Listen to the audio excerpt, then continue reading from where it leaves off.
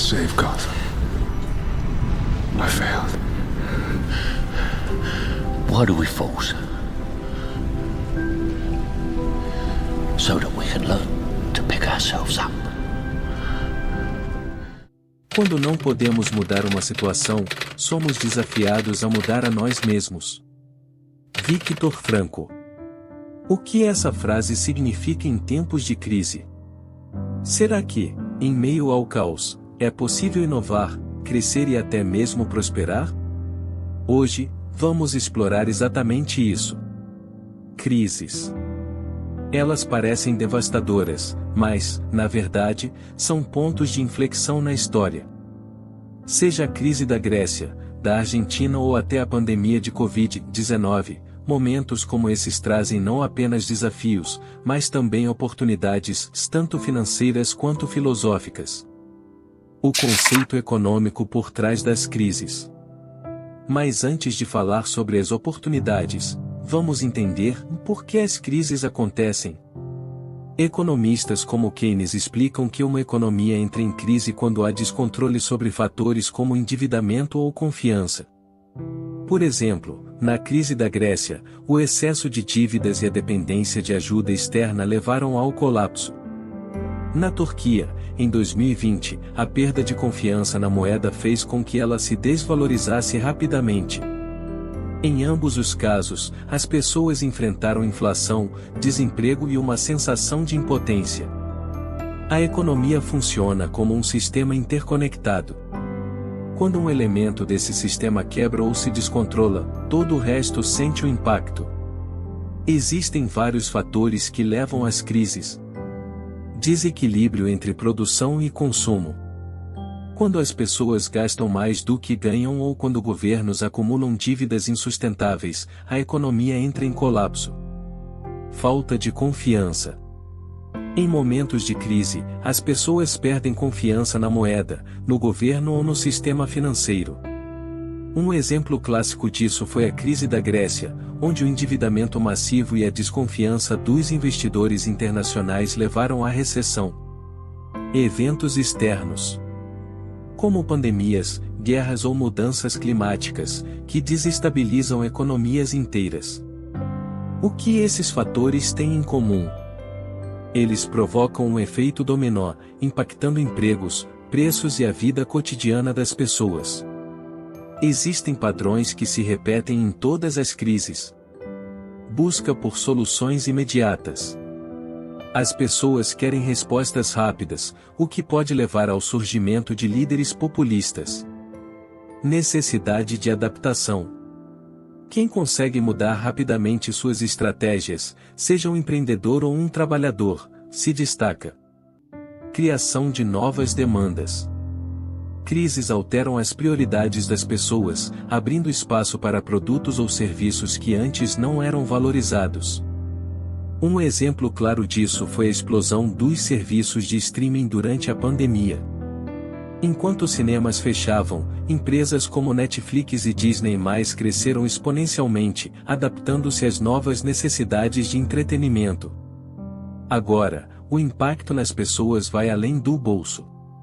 Vemos bolhas ideológicas, desinformação e, muitas vezes, o caos se transformando em espetáculo. As crises não afetam apenas a economia, elas mudam completamente o comportamento das pessoas. Aqui estão os principais fatores.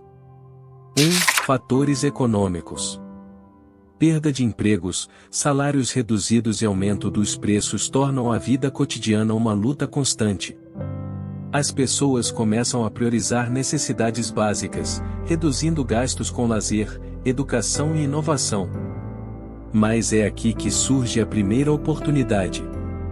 Quando as pessoas focam no essencial, há espaço para negócios que atendam essas necessidades. Durante a crise de 2008, empresas como o Airbnb e o Uber surgiram oferecendo soluções acessíveis e práticas para problemas cotidianos. 2. Fatores psicológicos.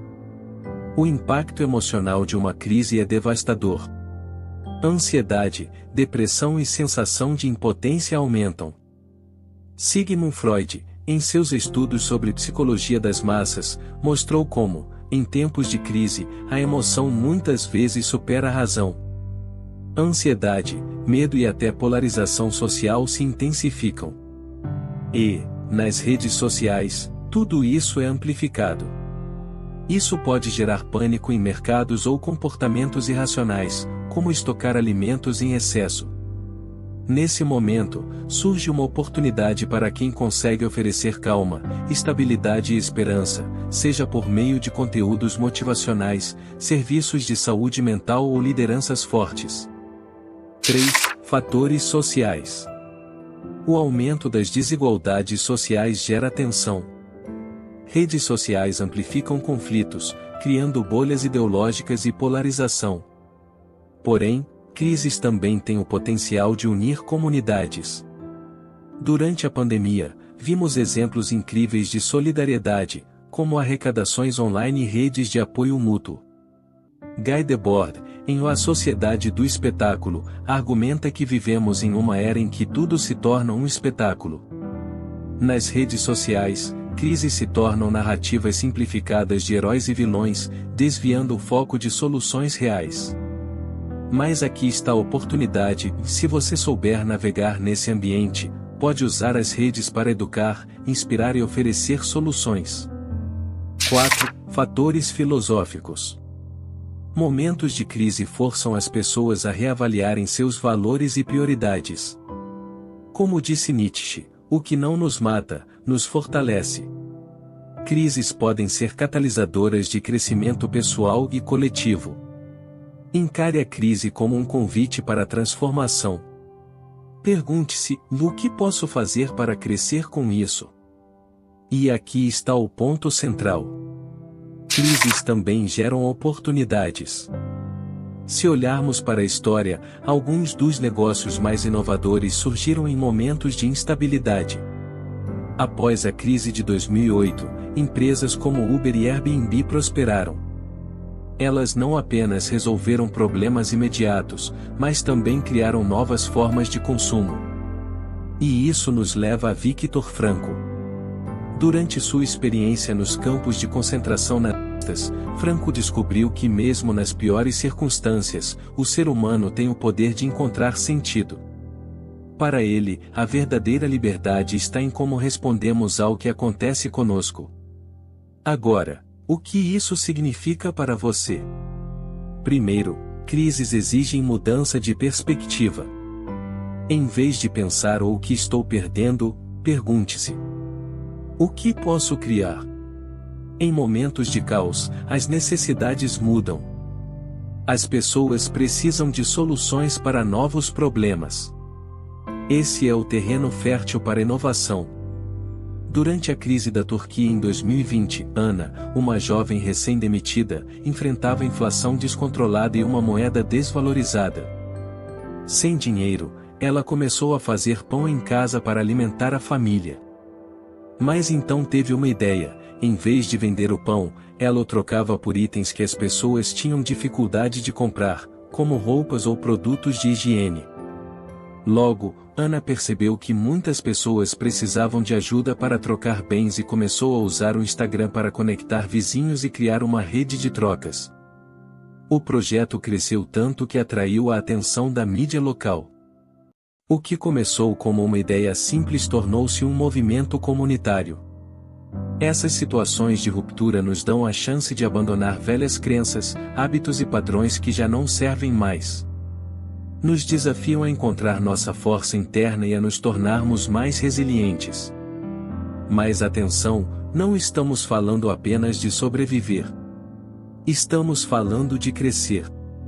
De olhar para o caos e dizer: eu posso fazer algo aqui. Aqui vão algumas reflexões práticas.